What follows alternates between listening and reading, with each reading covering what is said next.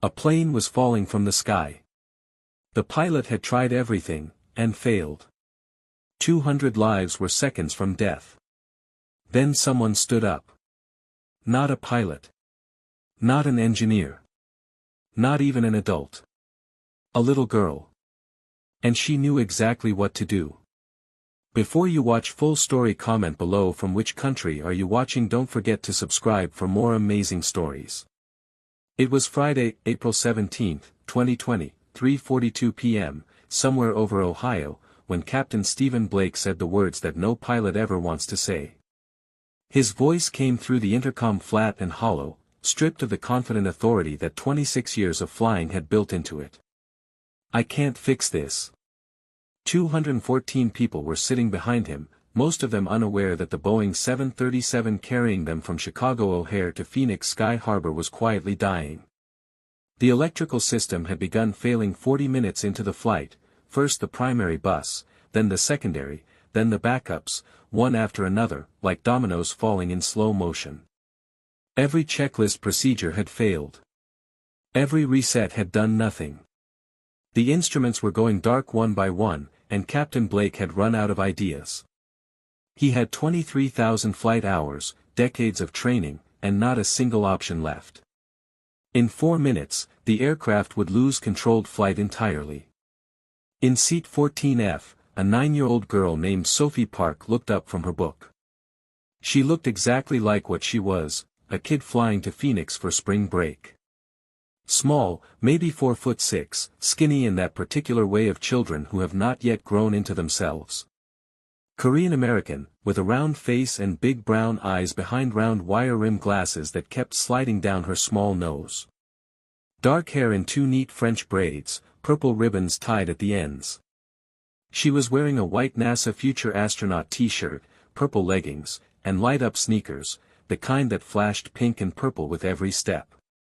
Under the seat in front of her sat a small purple backpack covered in stickers, NASA, SpaceX, Girls Who Code, and a dozen different airplane silhouettes.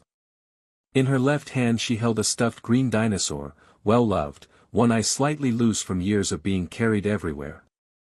The book open in her lap was not a children's book.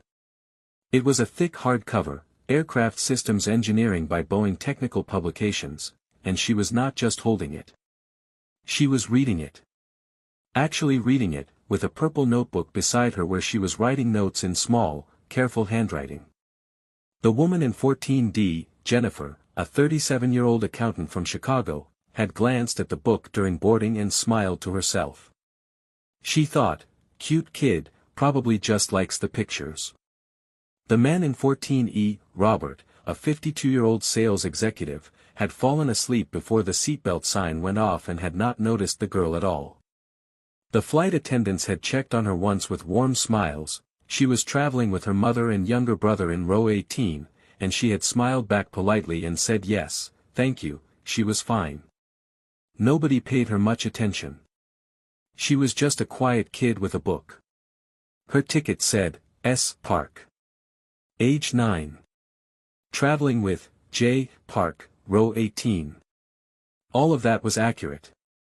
But it was the way that saying the Pacific Ocean is a body of water is accurate, technically true and completely insufficient. Her name was Sophie Park. She was 9 years old and in 4th grade at Lincoln Elementary School in Chicago. Her mother was Dr. Jennifer Park, a pediatrician. Her father was David Park, a senior electrical systems engineer at Boeing's Chicago facility, where he had spent 11 years specializing in emergency electrical systems for the 737 series. Sophie was flying with her mother and her 6-year-old brother Daniel to Phoenix to visit her grandmother for spring break. All true. But Sophie Park was not simply a smart child who liked airplanes. Sophie Park was an engineering prodigy with a depth of technical knowledge that would have made most commercial pilots deeply uncomfortable, had any of them known. Sophie's obsession with aviation had started at age 4, the afternoon her father brought home a Boeing technical diagram spread across 3 sheets of paper and taped it to the kitchen wall to study. Most 4-year-olds would have ignored it or used it as drawing paper. Sophie had stood in front of it for 40 minutes, asking questions her father struggled to answer simply enough for a child. What is this line? Where does this go? What happens if this breaks? Her father, David, had recognized something in those questions. Not just curiosity, understanding. The way she traced the lines of the diagram with her small finger, the way she could hold the whole system in her mind and ask about the relationships between parts rather than the parts themselves. She wasn't asking what things were. She was asking how they worked together. By age 5, Sophie could identify every system in a 737 electrical diagram by name and function. By age 6, she understood how the primary bus, secondary bus, and backup systems interconnected and depended on each other. By age 7, she was asking her father questions that made him go look up the answers in his reference manuals before he could respond. David Park was not the kind of father who decided his daughter's gifts were best preserved in a classroom. He was an engineer. He believed in applied knowledge. He believed that understanding something in theory and being able to use that understanding under pressure were two entirely different things, and that only one of them actually mattered when something went wrong. So when Sophie was 8 years old, David made a decision. He built a flight simulator in their garage. Not a video game. A real simulator, constructed over 14 months from decommissioned 737 cockpit components he sourced through Boeing's surplus parts program, connected to a computer running professional-grade flight simulation software used by actual aviation training facilities. The instrument panel was real. The switches were real. The circuit breaker panels, all of them, including the ones tucked behind the seats that most pilots never touched, were real. He had not told his wife about the full scope of the project until it was finished. Dr. Jennifer Park had walked into the garage one Saturday morning, coffee in hand, and found that her Honda Accord now lived in the driveway and her garage contained a Boeing 737 cockpit. "David," she had said. "It's educational," he had replied. Jennifer had looked at the instrument panel, the switches, the circuit breaker panels, the simulation screens.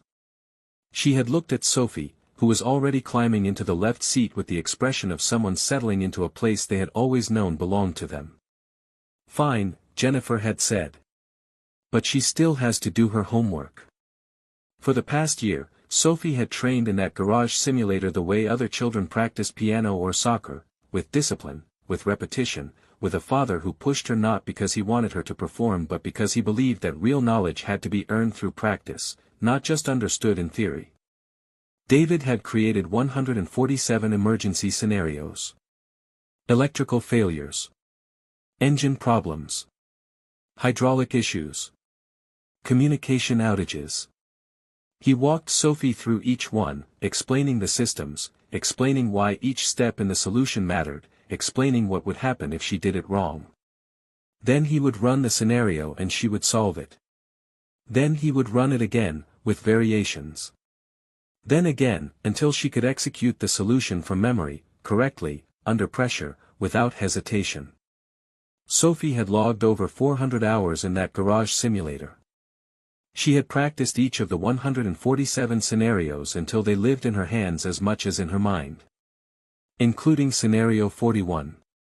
Cascading electrical failure with primary and secondary bus compromise. It was one of the most obscure emergencies in the Boeing training library, obscure because it was rare, and because the solution was buried so deep in technical documentation that it had never made its way into standard pilot training curricula. Most commercial pilots did not know the solution existed. David knew it because he had written part of the documentation himself. He had taught it to Sophie because he taught her everything, and because he believed, with the particular conviction of a man who spent his days thinking about the things that could go wrong, that you should never assume you will only need the knowledge that everyone else has. Sophie had practiced Scenario 41 47 times. She could solve it in 12 seconds. Southwest Flight 2156 had departed Chicago O'Hare at 1:34 p.m. Central Time on a clear Friday afternoon. The passenger manifest was the usual Friday mix: business travelers heading to Arizona for weekend meetings, families beginning spring break trips, college students going home, retirees visiting grandchildren. 214 passengers. 6 crew members. A routine 4-hour flight that nobody had any reason to think about twice. In the cockpit, Captain Stephen Blake had taken off with the easy confidence of a man who had done this thousands of times. 54 years old. 26 years with Southwest. 23,000 flight hours. He had flown through thunderstorms, handled bird strikes, managed engine anomalies, landed in zero-visibility fog. He was exactly the kind of pilot you wanted in the front of the plane, experienced, unflappable, methodical. First Officer Amanda Chen, 32, had 4 years with Southwest and 4,200 hours in the air. She was precise and thorough, the kind of co-pilot who ran checklists twice not because she doubted herself but because she believed that checklists existed for a reason. The first 40 minutes of the flight were unremarkable. Cruise altitude. Clear skies. Amanda was running fuel calculations. Stephen was thinking about the dinner he was going to cook that weekend. Then, at 3:01 p.m., the primary electrical bus showed a voltage anomaly. Stephen noticed it immediately. A small flicker in the gauge, there and gone. He pointed it out to Amanda. They ran the relevant checklist. The procedure called for resetting the primary bus relay, they did it. The gauge stabilized. Stephen noted it in the flight log and thought, probably a sensor glitch. 8 minutes later, the primary bus voltage dropped again. This time it did not come back up cleanly. It stabilized at 22 volts, below nominal, above critical, and held there with an unsteadiness that Stephen did not like. Running electrical checklist, Amanda said, her voice controlled. They went through every item. Reset the bus relay again. Checked the generator outputs.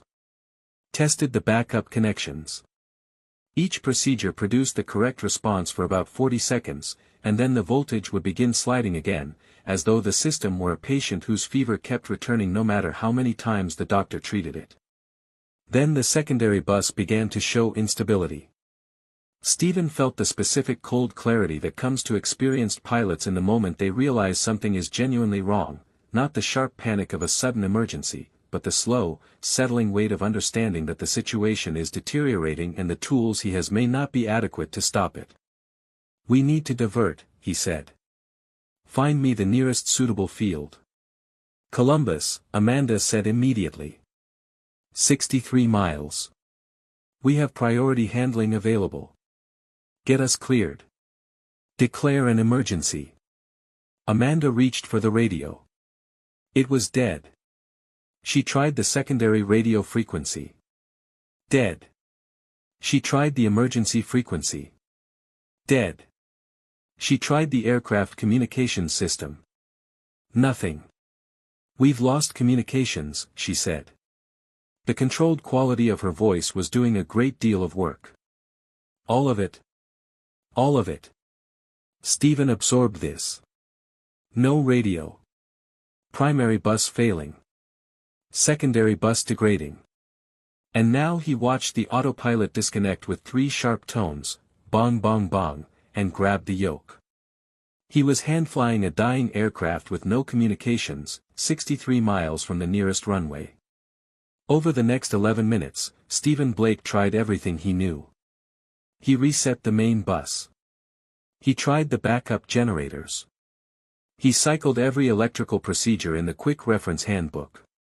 He and Amanda worked through the checklists with focused urgency, calling out steps, confirming responses, their voices steady even as the instrument panel continued its slow extinction around them. Nothing held. System after system went dark or began to flicker. The entertainment screens in the cabin had already died. The cabin lighting was running on emergency power. Half the cockpit instruments were offline. The ones still lit were cycling between normal readings and warning states with a randomness that suggested the underlying electrical architecture was no longer functioning as a coherent system, it was failing piecemeal, unpredictably, beyond the reach of any procedure designed for a predictable failure. Stephen looked at the instruments he had left. He had maybe 4 minutes before total systems failure made controlled flight impossible. He keyed the cockpit intercom to reach the flight attendants, not to give instructions, not yet, but because he needed to say something out loud to make it real, to confirm to himself what he already knew. His voice, when it came, was flat. Defeated in the specific way of a man who is not giving up but has simply run out of road. I can't fix this. In the cabin, the mood had shifted from routine unease to genuine fear. The entertainment screens had been dark for 20 minutes. The cabin lights had dimmed twice. People had noticed that the plane seemed to be descending without any announcement from the crew. The flight attendants were moving through the cabin with the careful, practiced calm of people trying very hard not to transmit what they actually knew, which was that something was seriously wrong. Jennifer in 14D had closed her laptop. She was gripping the armrest with one hand and holding her phone, on airplane mode, useless, with the other. Robert in 14E had woken up and was sitting rigidly upright, staring at the seat back in front of him. Around the cabin, people were praying quietly, or holding the hands of the strangers beside them, or crying in the particular controlled way of adults trying not to frighten each other. Sophie Park heard the captain's voice through the PA system. I can't fix this. She felt the words settle in her mind with the same quality of recognition as when she had felt the lights flicker, a click of identification, a scenario snapping into focus. She knew that tone. She had heard it in the simulator when her father ran a problem she had not solved yet, standing back with his arms folded, watching her try every approach she knew. That tone meant, I have reached the end of what I know how to do. But she also knew something the captain did not know. This was Scenario 41. She was certain of it, had been certain since the first flicker of the cabin lights, had been tracking the progression of symptoms with the quiet, methodical attention her father had trained into her, matching them against the pattern she had memorized and practiced 47 times. Primary bus voltage drop. Secondary bus instability. Progressive system failure.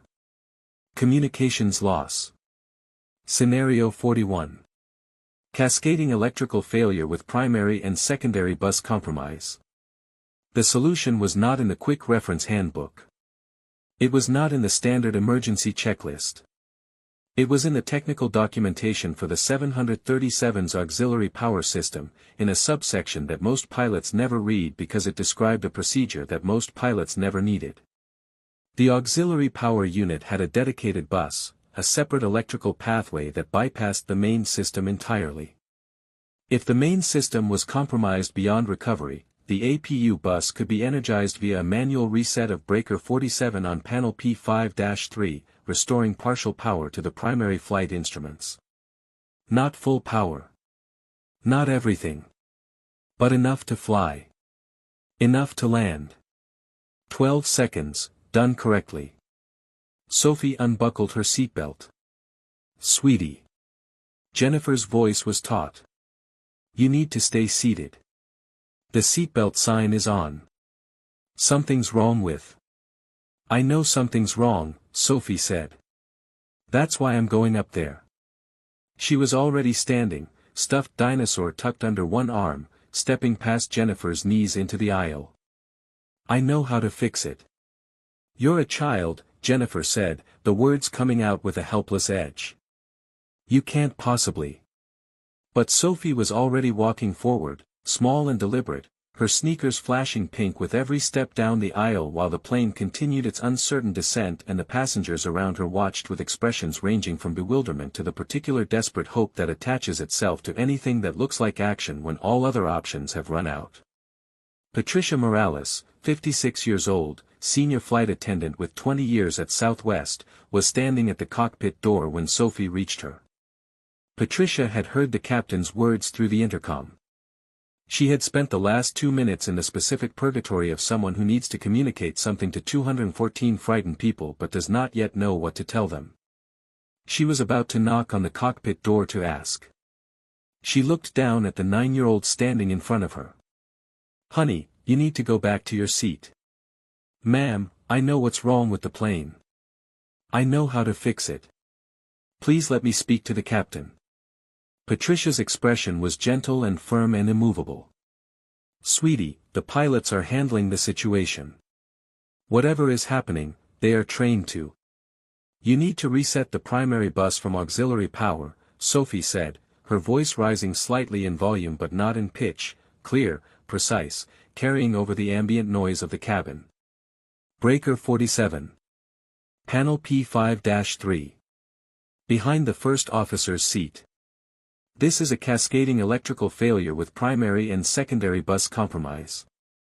The solution is an auxiliary bus reset. Please. Let me tell them. Patricia went very still. Those were not words a 9-year-old should know. Those were not words most adults on this aircraft should know. The specificity of them, Panel P5-3, Breaker 47, Auxiliary Bus Reset, was not the specificity of a child who had read something interesting. It was the specificity of someone who knew exactly what they were talking about. Patricia knocked on the cockpit door. Amanda opened it. Her face was tight with controlled urgency. What is it? There's a girl here, Patricia said carefully.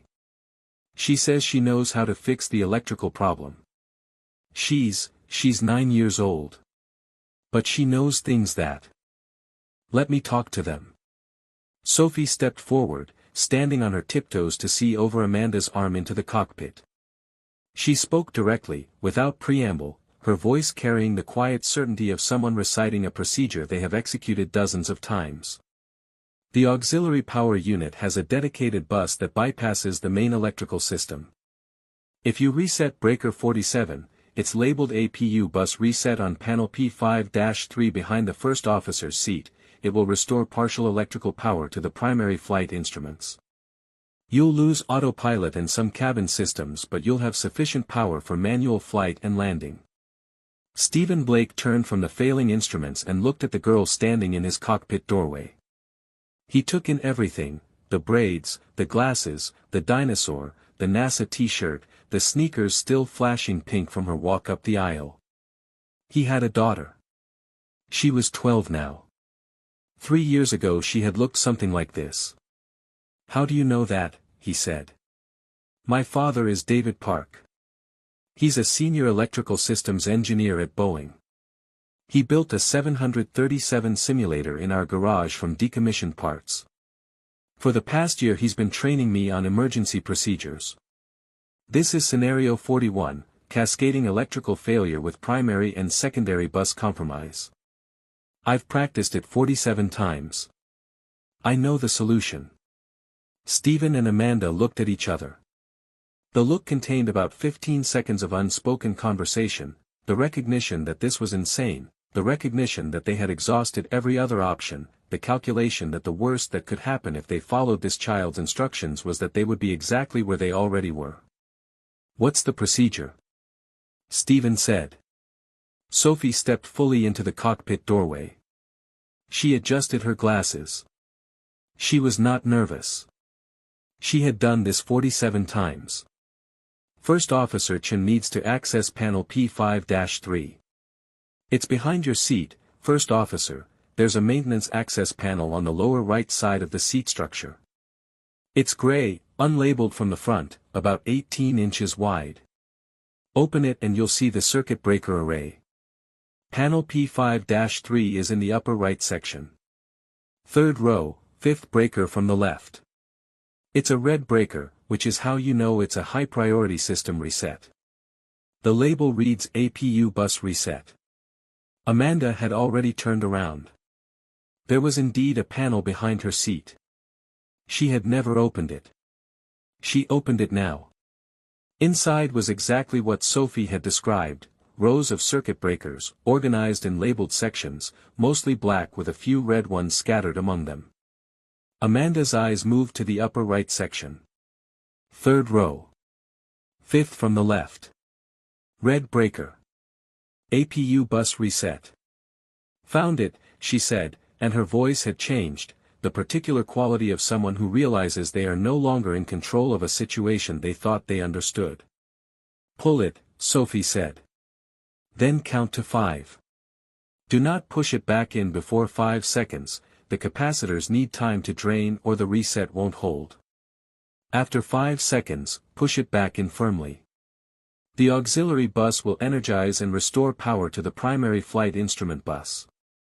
You should see partial electrical restoration within 3 seconds. Stephen nodded at Amanda. Amanda pulled the breaker. 1, said Sophie. The cockpit was very quiet except for the sound of systems failing and the low vibration of engines working against a partially powerless aircraft. 2. Stephen watched the instrument panel. Dark displays. Flickering warnings. The altimeter still working on battery backup, unwinding steadily. 3. Amanda's hand hovered over the breaker, not quite touching it. Her fingers were completely steady. 4. Sophie had her free hand at her side, not gripping the doorframe, not bracing. Her weight was even. She had done this 47 times. 5. Push it back. Amanda pushed the breaker firmly back into its socket. For 3 seconds, nothing happened. Then, a single soft beep. Then the primary flight display flickered, went dark, flickered again, and came to life. Then the navigation display. Then the communications panel. The radio crackled. The altimeter synced with the restored data feed. System by system, partial power threaded back through the aircraft's wounded electrical architecture, not everything, not full power, but the instruments that mattered, the ones that made controlled flight possible, coming back one by one like lights appearing in a city after a storm. Stephen grabbed the radio. Columbus approach, Southwest 2156, declaring emergency, electrical failure, partial systems restored, requesting immediate approach clearance, souls on board 220. The response came back immediate and clear. Southwest 2156, Columbus approach, you are cleared for emergency approach runway 28L, emergency services are standing by, winds calm, you have the field. Stephen looked at his instruments. He had what he needed. He turned to Sophie. It worked, he said. The words came out quiet, almost wondering. You just saved this aircraft. Sophie looked at him through her round glasses, and smiled, a small, shy smile, the smile of a child who has done something she was confident she could do and is pleased but not surprised that it worked. You're welcome, she said. Can I go back to my seat now? My mom is probably looking for me. And I want to finish my chapter. She turned and walked back down the aisle, her sneakers flashing pink with every step, her dinosaur tucked under one arm, while Captain Stephen Blake turned back to his instruments and began the approach to Columbus, and 214 people kept breathing without knowing how close they had come to stopping. Southwest Flight 2156 touched down at Columbus John Glenn International Airport at 4:11 p.m. The landing was firm but clean, Stephen Blake flying manually with partial instruments, his hands doing in those final minutes what 23,000 hours of experience had built them to do. The runway lights were visible from 8 miles out. The emergency vehicles were already positioned along the taxiway, their lights rotating in the gray afternoon. Stephen set the aircraft down and let it roll and turned off at the first available exit and stopped, and for a moment there was complete silence in the cockpit before Amanda Chen let out a breath she seemed to have been holding since Ohio. In the cabin, the passengers had no clear understanding of what had just happened. They knew the flight had been diverted. They knew something had been wrong. The relief of landing, the physical reality of the wheels on the ground, produced a reaction that spread through the aircraft in a wave, people crying, people gripping each other, people laughing with a slightly hysterical edge, people staring at the seatbacks in front of them with the blank expression of individuals recalibrating their relationship with their own mortality. Patricia moved through the cabin with the calm efficiency of someone who has been trained for exactly this moment, directing passengers toward the exits, managing the orderly evacuation, keeping the tone measured and controlled. She passed row 14. Jennifer was sitting very still, her laptop closed in her bag, her hands flat on her thighs. She looked shaken in a fundamental way.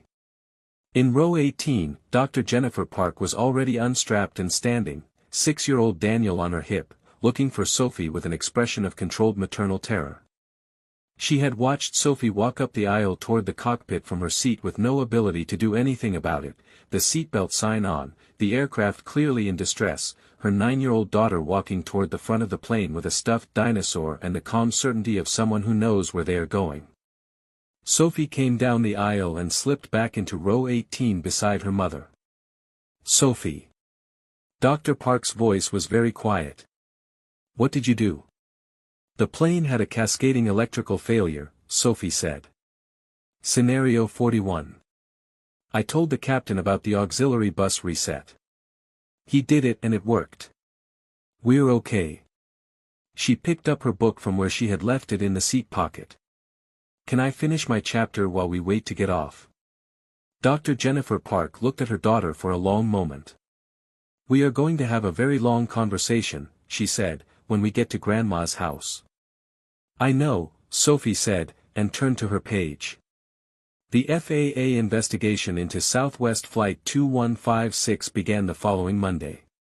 It was thorough, as FAA investigations always are, examining the aircraft's maintenance records, the flight data recorder, the cockpit voice recorder, the sequence of electrical failures, the procedures the crew had followed, and the procedure that had ultimately restored partial power and allowed the aircraft to land safely. Investigators spent considerable time on Panel P5-3 and Breaker 47. The breaker showed evidence of recent use, the reset was clearly documented in the flight data. The question was how it had come to be used, given that the APU bus reset procedure was not in the standard quick reference handbook and was not a standard part of commercial pilot training. The cockpit voice recorder provided the answer. Investigators listened to the recording 3 times before writing up their initial notes. The voice was unmistakable, young, clear, calm, with the specific cadence of someone reciting from memory rather than reasoning in real time. 3rd row, 5th from the left. Red breaker. APU bus reset. Pull it. Count to 5. Push it back. They requested interviews with both flight crew members, the senior flight attendant, and Sophie Park. Captain Blake's account was direct and unsparing. I had run out of options, he told investigators. I had executed every procedure in my training and nothing had held. I told the flight attendant we couldn't fix it. Then this 9-year-old girl appeared in my doorway and told me about a procedure I had never heard of and gave me the exact location of a circuit breaker on a panel I had never accessed in 26 years of flying 737s. I made the decision to try it because I had nothing else. It worked exactly as she described. First Officer Amanda Chen, I want to be honest, my first reaction when Patricia said there was a child at the door who knew how to fix it was that this was not real, that this was not something that was actually happening. And then she started talking and the words coming out of her mouth they were exact. Panel P5-3. Breaker 47. The capacitor drain time. The restoration sequence. These are not things you would know if you had not been seriously trained in this system. By the time she finished I was already opening the panel. Boeing engineers confirmed what Sophie had described. The APU bus reset procedure was accurate, complete, and correct. It was documented in the 737 Electrical Systems Technical Manual, in a subsection titled, Auxiliary Power Unit Emergency Bus Energization, Manual Reset Procedure. It had been included in the technical documentation for the 737-800 series since 2004. It had never been incorporated into standard pilot training because the failure condition it addressed was considered sufficiently rare that it had not risen to the priority threshold for inclusion in the Quick Reference Handbook. David Park, when contacted by investigators, confirmed every detail of Sophie's account. The garage simulator. The training regimen. The 147 scenarios. Scenario 41. The 47 practice repetitions. He provided documentation, training logs Sophie had kept in her purple notebook, photographs of the simulator, technical specifications of the components he had used. I taught her that procedure because I wrote part of the documentation for it, David told investigators. I know how obscure it is. I know it's not in standard training. That's exactly why I included it. I didn't want her to only know what everyone else knows. I wanted her to know the things that don't make it into the checklist. The FAA's final report, issued 6 weeks later, concluded that the APU bus reset executed by First Officer Chen under the guidance of Sophie Park had been the direct cause of electrical power restoration aboard Southwest Flight 2156, and that without this intervention, total systems failure would have rendered controlled flight impossible within an estimated 3 to 4 minutes of the procedure being executed. The report recommended review of whether the APU bus reset procedure should be incorporated into Standard 737 emergency training.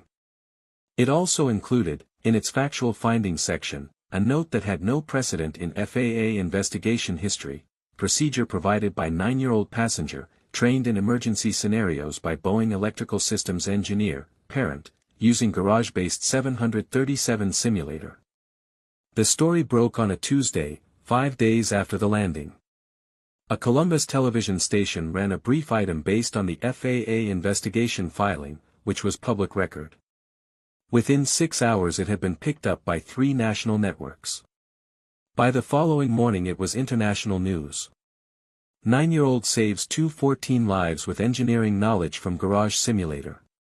The details were irresistible: the age, the garage simulator, the stuffed dinosaur, the light-up sneakers, the child walking calmly up the aisle of a failing aircraft while adults sat frozen in their seats.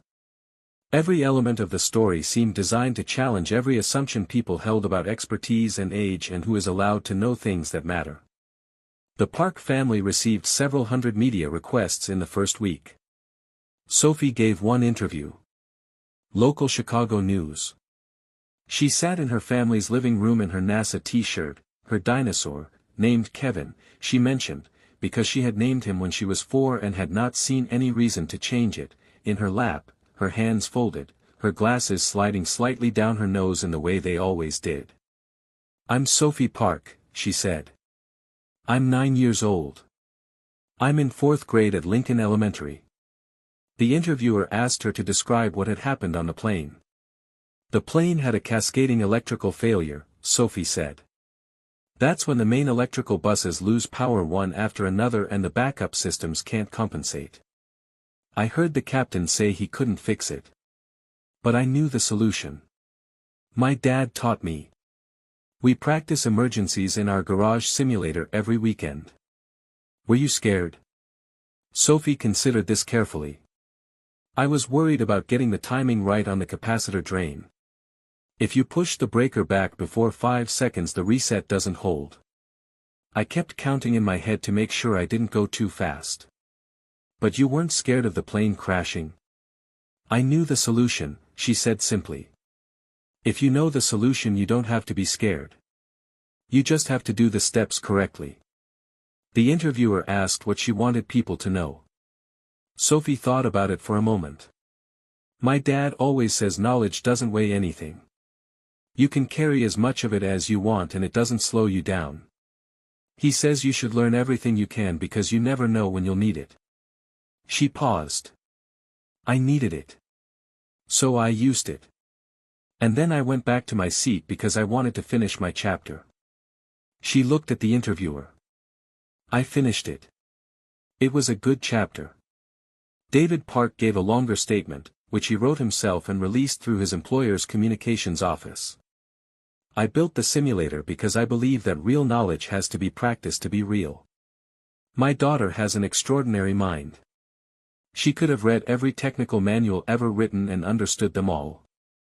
But understanding something and being able to use it correctly under pressure, those are different things. I wanted to give her both. I am proud of what she did on that aircraft. I am also reminded of something I think about often in my work: we design aircraft with redundant systems because we know that primary systems fail. We should design education the same way. We should teach people, children, adults, everyone, not just the standard procedures but the backup solutions, the obscure procedures, the things that don't make it into the quick reference handbook. Because the quick reference handbook is not always enough. Sophie saved 214 lives because I taught her something most pilots don't know. Maybe we should teach everyone more." Captain Stephen Blake retired from Southwest Airlines 14 months later, at the end of a career he had extended by exactly the amount of time he felt he needed to fully process what had happened over Ohio. In the speech he gave at his retirement dinner, he talked about his first solo flight, about the time he had landed a 757 in a crosswind that made the manual look optimistic, about the passengers he remembered and the ones he didn't. And he talked about Sophie Park. "I have 26 years and 23,000 hours, he said. "I have trained for more scenarios than I can count. I believe in training. I believe in preparation. I believe in checklists." He paused. "And I also believe, now, that there is knowledge that exists outside of the official training materials. Knowledge that doesn't make it into the handbook. And I believe that a 9-year-old girl with a stuffed dinosaur and light-up sneakers is proof that you can never know where that knowledge will come from, or who will be carrying it, or when you will need someone to give it to you." He raised his glass. "To Sophie Park," he said. "Who finished her chapter. Sophie Park is 10 years old now. She still has Kevin the dinosaur. She still wears the NASA t-shirt, though it fits differently than it did in April of 2020. She still takes notes in purple notebooks.